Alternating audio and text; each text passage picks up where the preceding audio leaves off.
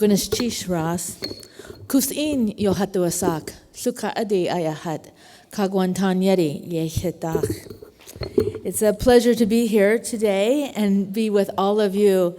Annual meeting is always an exciting time to be able to be with your friends and your family and to come together in this great big larger family of Sealaska. And I too want to thank the candidates for their speeches and their words of wisdom and for the independents that were willing to step forward and to give their advice and recommendations. I know so many of you do that to us as we go to the community meetings, and we hope to be able to encourage more of that as we move forward into the future. So this is really an exciting time for me because I get to do one of the most special parts of the day. And you saw the youth interns that came up here today, and as others of the board spoke yesterday when they came to speak with us, we learned so much about what they were doing in just a few minutes and how they were going to school into better our world, our communities, in environmental science and in law and in education and social studies. And I was just so thrilled when I saw them all and heard what they were doing. Well, we are lucky at Sealaska because Sealaska, in 2009, decided that we were going to have a youth advisor on the board. It was something Ed Thomas had done with Tlingit and Haida, and he found that there was so much value in having that voice, that perspective of the upcoming generation. So this year, after we've had 6 different youth board advisors, this year we were lucky, as we have been in the past, to have Alyssa London be our youth advisor. And before she comes up to give her remarks, basically her closing speech at the end of her term, I want to just say a few things about what we learned from Alyssa.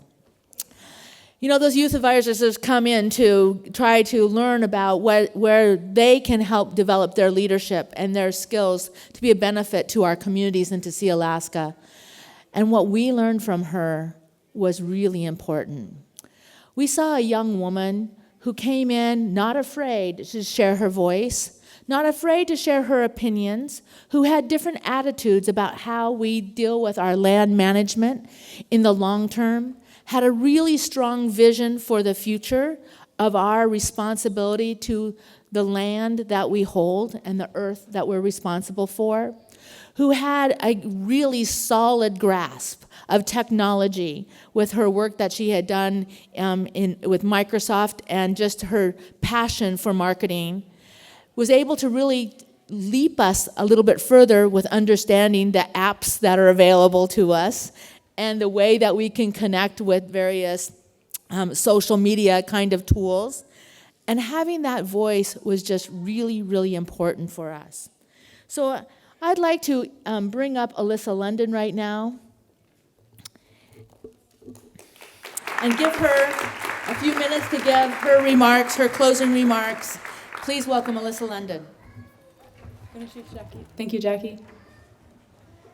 Yachi di yuhak duasach, chach nahatsiti, dachloedi ayachat, and gunkwan ayachat.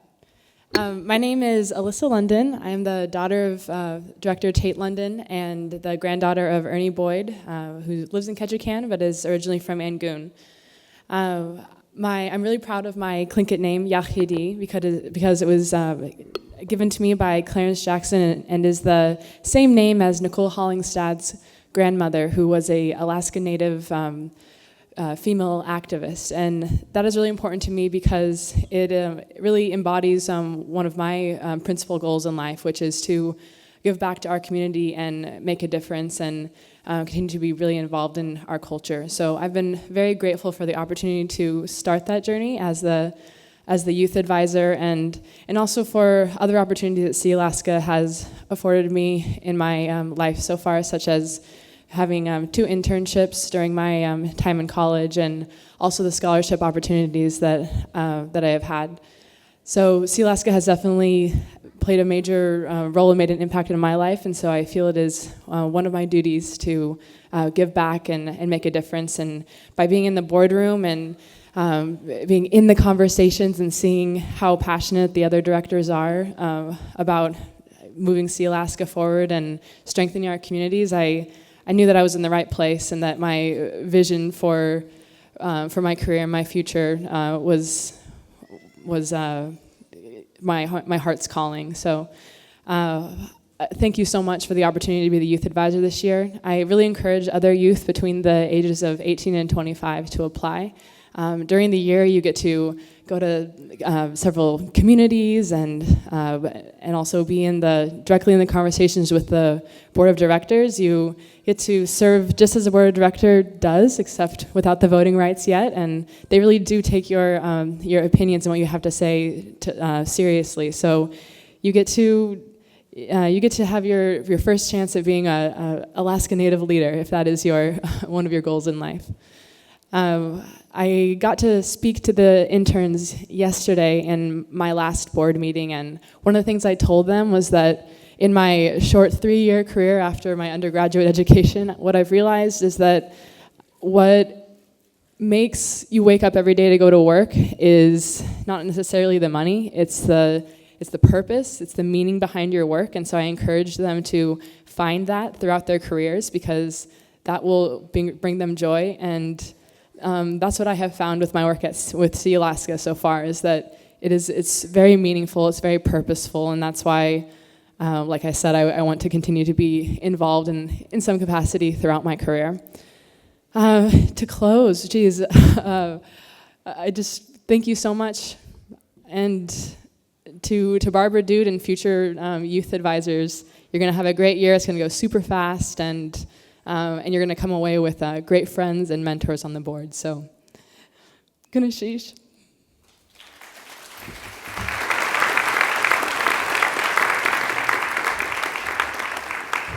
So the Sea Alaska board and management would like to present you with this beautiful silver bracelet. It's engraved inside, so you'll never forget your term at Sea Alaska. Thank you. Thank you. Here's the case. So now the moment when we introduce the next Sea Alaska youth representative.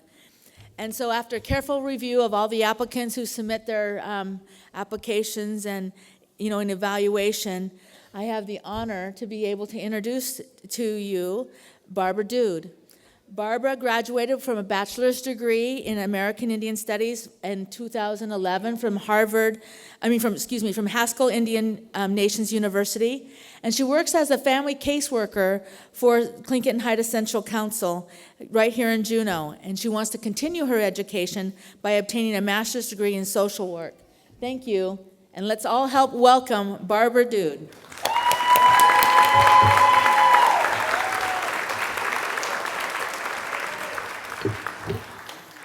Ganashish.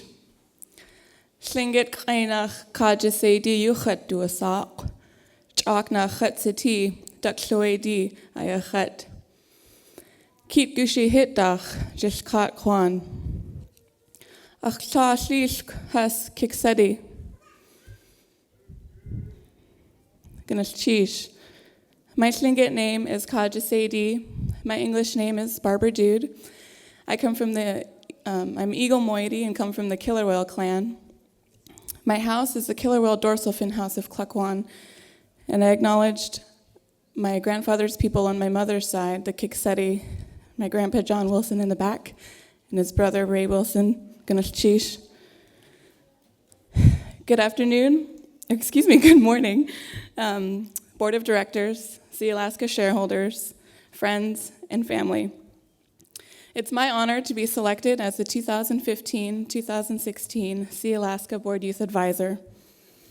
I'm excited for the new learning experiences that I will gain during my year and hope to develop a better understanding of what it truly means to be a young shareholder. A core value that I believe in is the act of giving. To me, what makes life most meaningful is to giving knowledge and support to the children and families that I mentor, giving back to the culture that nourished and raised me, and giving back to the community around me. Through my work at Tlingit Haida Central Council in the Tribal Family and Youth Services Department, I have had the most enjoyable experiences giving what I can to our Tlingit Haida people by advocating for family rights, specifically in our court system, providing reunification efforts to families who are working with the Office of Children's Services, and working directly with children, helping shape their worldview and mentoring by example. In addition to my full-time job as a family caseworker, I also help the All Nations Children Dancers by teaching Tlingit Haida and Tsimshian songs and dance, and we practice weekly. In this group, I promote self-esteem, pride, and leadership in our young people through knowledge of Native culture. When I helped create All Our Good Children, a children's group in my department at Tlingit Haida, I learned about the 5 protective factors of American Indian and Alaska Native children. What I learned is that children just need one stable, consistent, healthy adult in their lives in order to be successful. What I also learned is that cultural identity plays a huge role in promoting resiliency in our young children. Our families and our shareholders have many strengths, but we also continue to face many challenges. I recognize that Sealaska provides leadership opportunities for our next generation to develop those leadership skills through the internships, scholarships, and positions such as the Board Youth Advisor. But during my year, I would like to learn how Sealaska advocates and promotes for the health, well-being, and cultural identity of its 22,500 shareholders, and how I can help support the board in those areas with my knowledge of our community, our families, and our children. I would like to acknowledge that it is truly a community effort for my successes. We've all heard the phrase, "It takes a village." So I would like to thank the following for their support through all of my endeavors. My team of supportive mentors, Vicki Soblev, Catherine Edwards, Renee Culp, Marlis Maeda, Kay Parker, and Karen Musselwhite. My friends and family, especially my cheering section that came for me today, they're over here in the corner. My current employer, Tlingit Haida Central Council and TFYS Director Francine Eddy Jones. And most of all, my partner Sean, my daughter Michelle, and my son Shonde, they're over here in the corner as well, who are my biggest support and remind me of why I do the things that I do. Atlain Ganashish Hashika Kawu, our ancestors, for the vision that they had for us as a people, because without their vision, we would not be here today. And to our families who have faced severe adversity so that we could be here today. Ganashish Ha'a.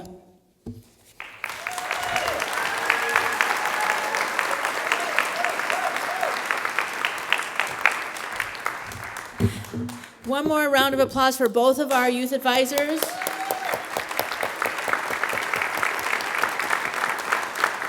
There's no doubt in my mind that our future looks great.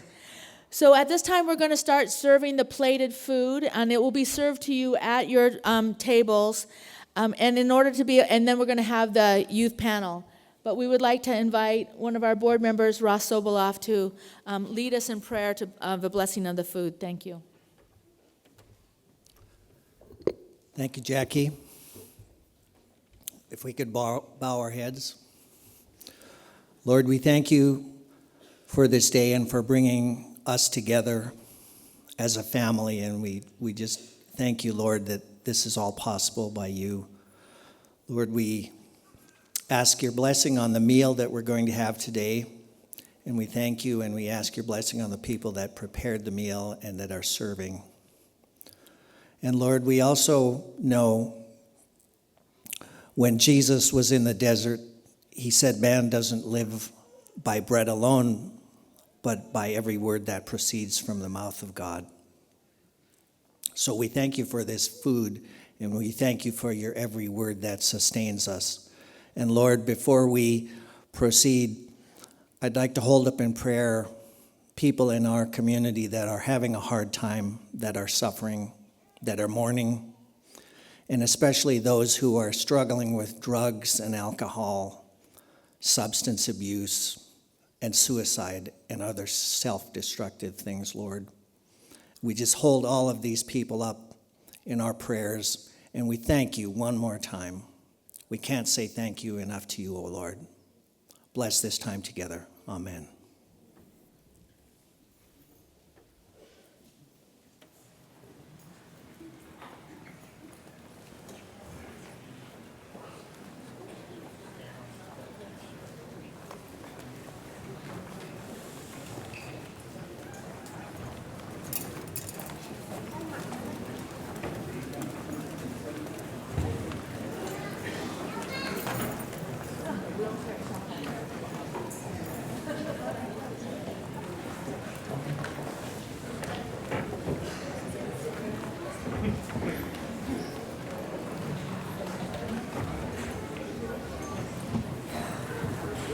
Entering on the stage now are the former board youth advisors for this panel.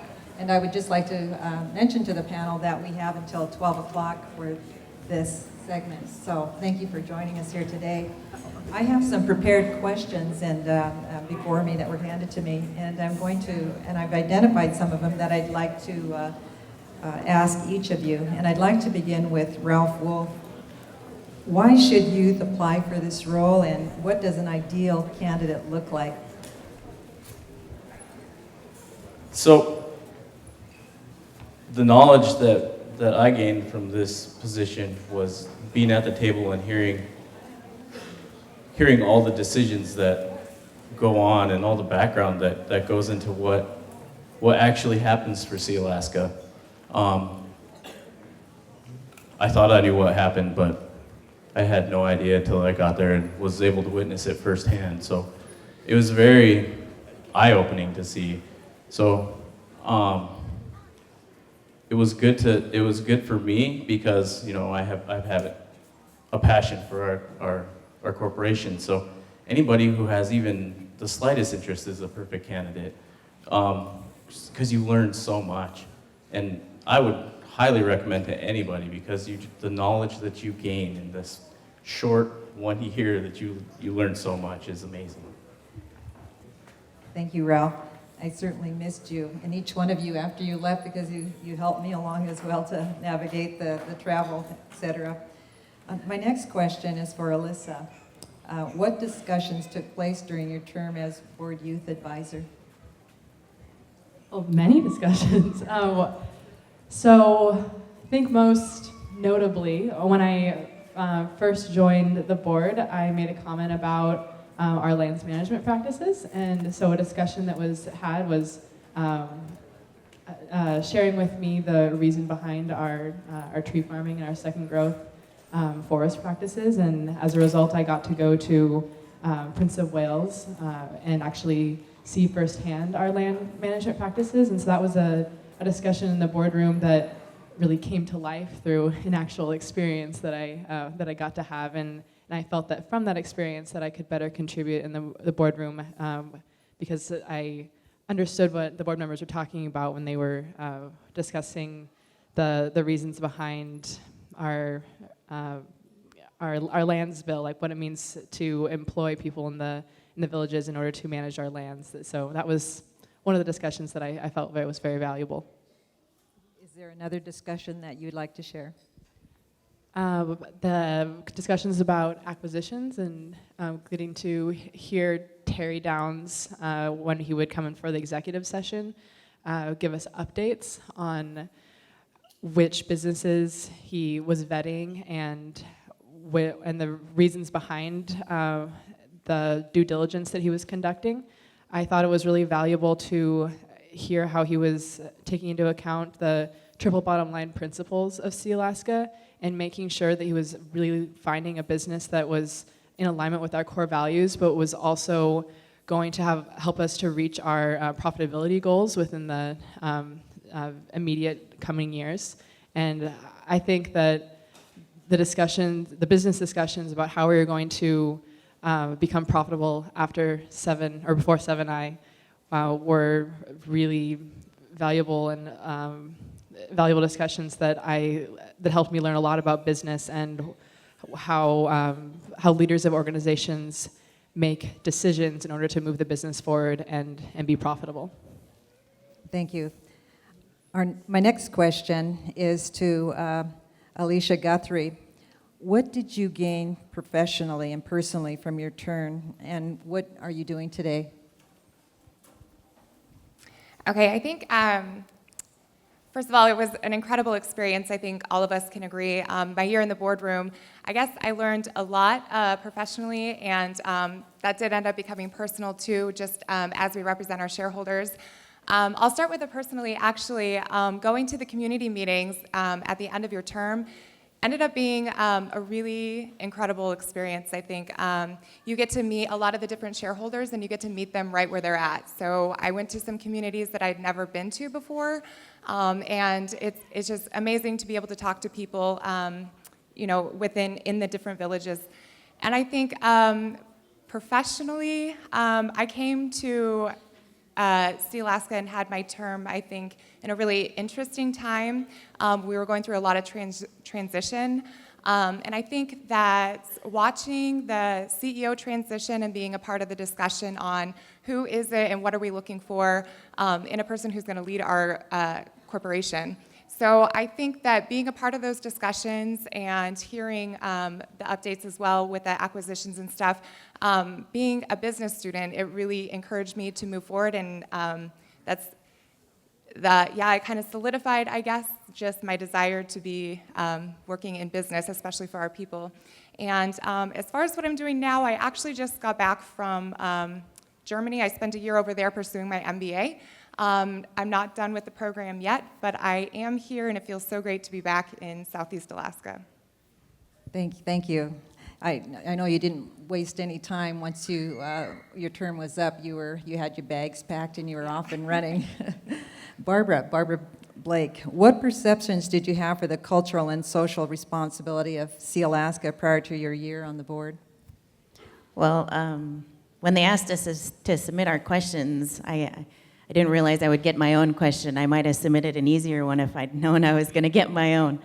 No, the perceptions that I had coming onto the board for the social and cultural responsibility, let me back up a little bit. The reason that I submitted this question was I was able to escort through the State Department a group of Maori business leaders, entrepreneurial leaders in Alaska who wanted to meet with our Native corporations in Anchorage.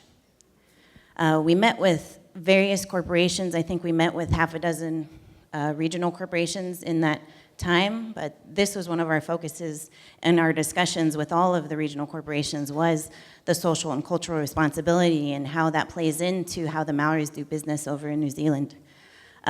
What we learned and everything that we came away with was pretty fascinating for how the other corporations work, and so that's where this question came from. My perceptions coming onto the board were, in my education experience of how Sealaska runs was very limited. I think that I knew that my scholarship came in and that I kind of attributed it to the social responsibility of Sealaska. And I knew that Sealaska also helped support Sealaska Heritage Institute, which was kind of fulfilling of our cultural responsibility. But I definitely learned a lot more as we continued on and learned from the board what their cultural and social responsibility. The year that I was on the board was the year that Ha'ani was being introduced.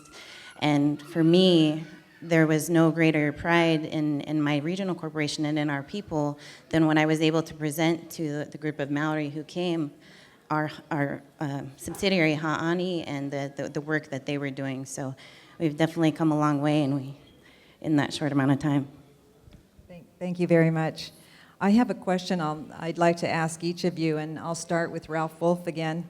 We're always looking to improve what we're doing, and do you have any suggestions that you can add to the value of this position? More male applicants. I'm the only male youth advisor that we've had so far. It's tough. Working for the tribe in Yakutat, We've had some job opportunities for youth that have come up, and it's hard to get youth to apply for jobs. I mean, and this is, you make the experiences and the people you meet in this position, you're networking beyond anything that you could do on your own. It's hard though, because I mean, I've been trying to help with and get the word out for folks to apply, and they've been using us to help try to promote the program. And we just got to keep doing that. And we need everybody else out here to really help push your kids, your grandkids to apply. Just the experience, but we really need everybody else's help now, because we're trying, and it's just hard to get the word out to enough people, and that only comes with everybody trying to help and get the word out. Thank you, Ralph. Alyssa? Since it's, is this still on? Yeah, there we go. Since this is still very fresh, the year goes by really quickly, and so I guess this message is for Barbara. I would have her sit down with probably Joe or other members of the board and look over the calendar for the year in the next coming weeks, so very soon, and already map out what her community visit's going to be. So mine was going to Prince of Wales and seeing the land management practices, but maybe she should plan already now what hers is going to be, and then figure out what her maybe like capstone project that she wants to accomplish as a result of her year of service. And I think in order for that to happen, it has to be planned now in the beginning, because again, it goes by so quickly. And then, not to add even like more work onto on the planning side for the youth advisor position, but I found that because the board meetings, there's so much to cover, and everybody wants to say their comments, that sometimes the meetings move by so quickly that I found sometimes that I didn't necessarily say all that was on my mind. So maybe what I would have done differently is write up even like a 1-page of my thoughts after I had read all of the board material before the meeting. And so those are just some things that could enhance the youth advisor position in this coming year and beyond. Those are great recommendations. I hope someone's taking note out there. So Barbara. Well, one thing that I always thought would be pretty neat about the youth board advisor, in that it's established as a way for our youth to build on their weaknesses and on their strengths, and to improve themselves as leaders, up and coming leaders. So I always thought it would be extremely beneficial for the board to take a look at the applicant or the youth board advisor for that year, and have them identify one weakness that they see in themselves, and see if the board couldn't help in some way to kind of address that weakness and help them. One thing that I've always struggled with is public speaking, and it would have been nice to have some guidance and maybe some just mentorship on public speaking from the board. But that's just on a personal, outside of the duties of the board, way to kind of promote the ability for that up and coming leader to succeed. Thank you, Barbara. Alicia? Yeah, I think I really actually like all of these ideas. I think that that's a really awesome opportunity to be able to do kind of like a capstone project, I think, as your time in the boardroom and you have something to kind of take away. I think that it's really improved the last couple years to really give the youth advisor a voice outside of the boardroom to use as for promoting the different the projects and stuff that Sealaska is working on and the board is doing. I think that we could do a better job of doing that more. I think that everyone in the boardroom definitely gives you a voice and lets you be heard. But I think even using that more outside of the boardroom to be able to talk to the younger shareholders and the left out shareholders, and using your voice to get them more involved within our company, I think would work, yeah. Thank you. We have about 5-7 minutes left, and I have a question that's not here scripted. You represent the millennials, the millennial generation, and it's my understanding that us baby boomers were about 50 million, and the millennials have surpassed us to 70 million. And so business industry is looking at how you live your life in order to determine how they can project how to capitalize on that. So given that you are the millennial generation, what is your advice, your business advice to Sealaska to be innovative and creative to meet the needs both socially, culturally, business-wise, et cetera? And I'll start with Ralph and have each of you ask that question. Answer.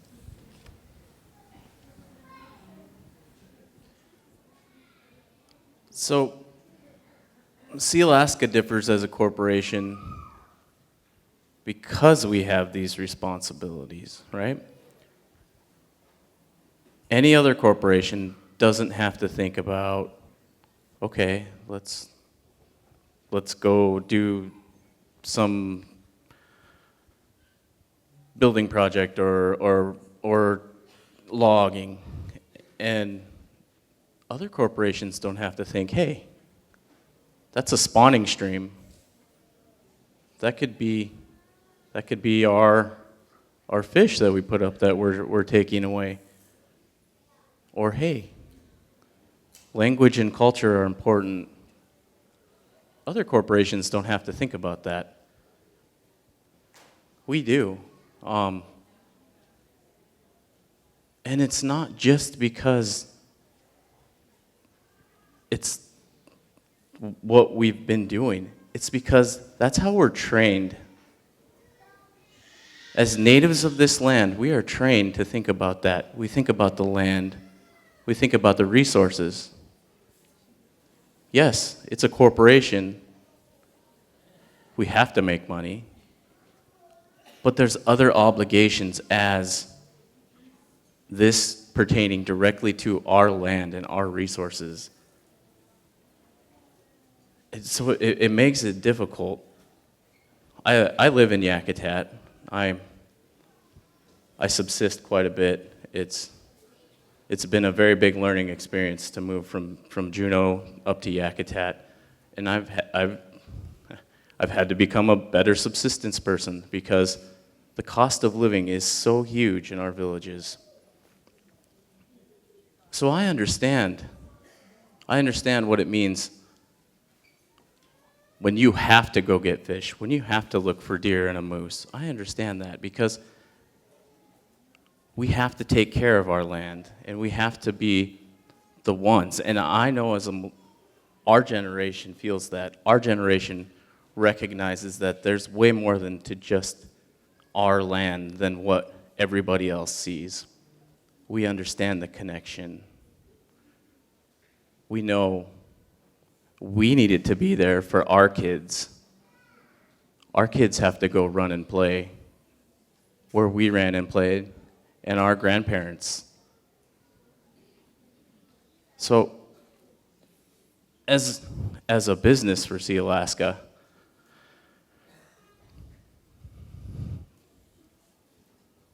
from what I could see, is we're looking down that direction and we're seeing it. We're seeing that the connection's there. And it goes and it comes, but we're there and we realize it, and we're the voice now. Our voting numbers are growing as millennials. That generation is big. Is there room for growth in how Sealaska interacts with millennials? Yes, but they're working on it. E-newsletters are great. I like it. It's a great way to see what's going on, and I get to see it, and it's fast. It's easy. I think that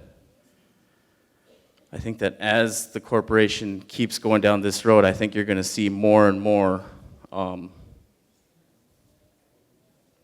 concern about lands and making sure that which comes back to where it was started from.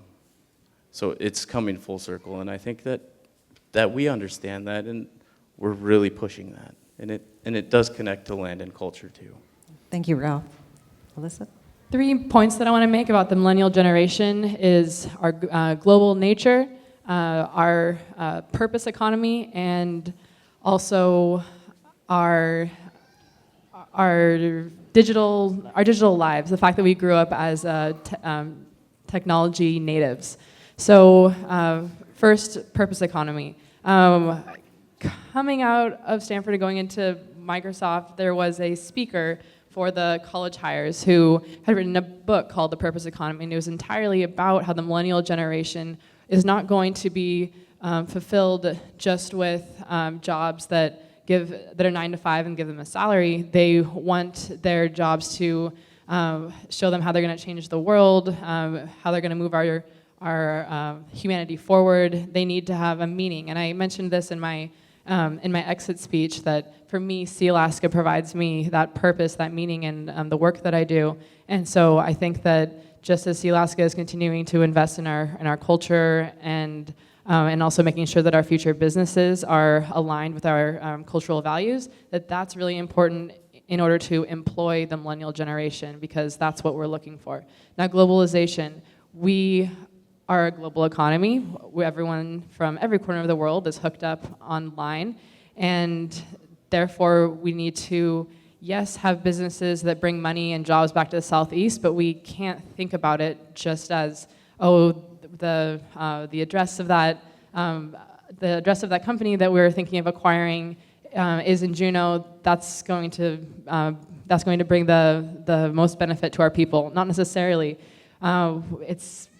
You can fly for 10 hours over to China, and therefore we should look at opportunities to do business in China or to make more investments in Europe or in the burgeoning economy of Africa. So just making sure Sealaska is thinking internationally and globally, because that's really important for millennials. And then my third comment is about technology. And I wrote a white paper, and I put it on my LinkedIn if you want to check it out. But it's about how Indian countries should think about how they can actually employ more of their tribal members if they even put them through 2-month training programs to get basic coding skills, and then they can have rural offshore service houses that can provide third-party services to companies like Microsoft, and that will allow people to live and thrive in their villages, but then also have the technological skills that they need in order to be competitive in today's environment. So that's why encouraging our millennials to get tech jobs and also to recognize that there's a reason that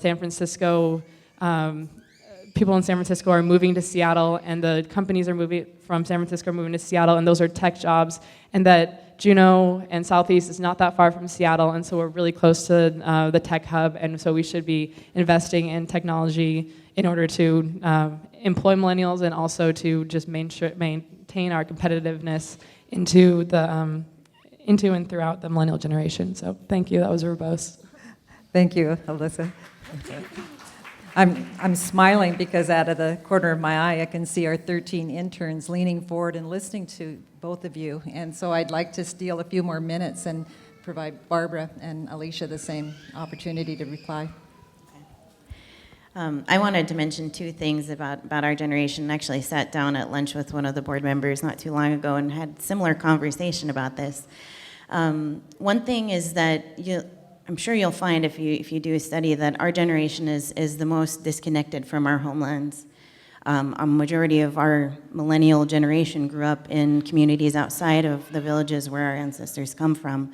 We're more urban than the generation before and ancestors who predated us. And so you'll see this constant, and just to kind of touch back on what the other 2 board members mentioned, is that we have a care for our land and a worry for our land and our homelands, that it will still be there when we have the opportunity to return to those homelands and to ensure that that's there for future generations. I think that our understanding, even if we are outside of those homelands, is that that's where we come from, and that's where 10,000 years of existence is maintained, and the history and the stories that are tied to that land are who we are, and that makes us. And so without that connection to that land and without that ability to connect back to that land, who are we? And are we just another brown-skinned face living in an urban city? And The second piece I wanted to mention is that I think, to touch back on what Alyssa was saying, was that our ability to see success and how we define success in ourselves doesn't have so much to do with the profit and the bottom line as it does to how much we're contributing back to our people. I think that you'll find within our generation that it's not the new fancy car I can buy with the profit that we've made from whatever job that fulfills the 9 to 5, but have I fulfilled my role in contributing back to our people to the extent that my grandmother would see it and be proud? I think that in my day-to-day living, a motto that I've kind of adopted from one of my former professors is that, have I removed myself so much from my own people that my own grandmother wouldn't understand me? Thank you. Wow, that was very profound. Thank you so much. Yeah. Alicia. So I do, I actually agree with a lot of the thoughts that were shared here, but what I keep thinking about, I guess, just as I'm sitting up here, is I just spent 1 year over in Germany and traveling all over Europe, and I would say my year in Munich, everything is IT, everything's revolves around technology. I would say a lot of our generation is definitely getting those jobs, and that's what makes us global, and that's what definitely the global economy has to do with technology. But I think for Sealaska, I think I'm really proud and I really value Ha'ani. I really like that they go in the economic development in the rural parts of Southeast Alaska and the villages, I think is really kind of where my heart is at. And I think just being able to watch that grow, it's not just about shareholder hire, it's not just, okay, we want to employ this many of our shareholders and let's meet this quota. It's really about going into the villages and providing those opportunities and allowing them to have work in their villages. And I think for me, coming back here from Europe, it was so amazing to be home. And I think I was talking to Alyssa, and I just said, even the runway, like coming in on the airplane and just being on the runway was amazing. Just driving over the bridge in Sitka, it was home. And when I got to Juneau, it was the same thing. I just felt at home. And I think even though everything is changing and we're a younger generation and we do have access to anything, with technology, but I do think that going into the villages and providing economic opportunities for the villages and for our people, I think is, Ha'ani is doing an awesome job, and that's where I think business-wise Sealaska should focus, is just really going in there and providing those opportunities. Thank you so much. I also want to thank the families and the communities of all of these individuals up here. You can tell by their responses that they've been raised well, groomed well, and that their heart's in the right place. So please, let's give a hand to them and their families and the communities. Ganesh Chish.